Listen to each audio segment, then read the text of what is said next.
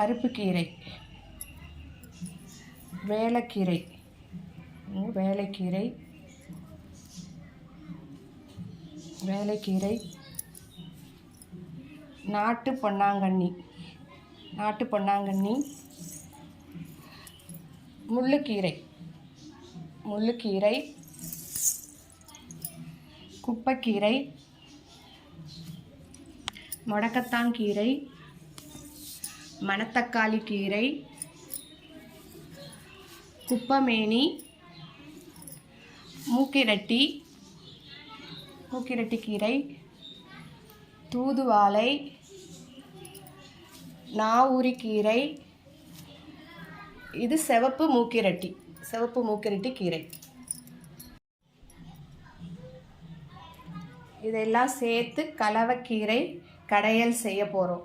கலவைக்கீரை கடையல் செய்ய போகிறோம். இது ரொம்ப நல்லாயிருக்கும்.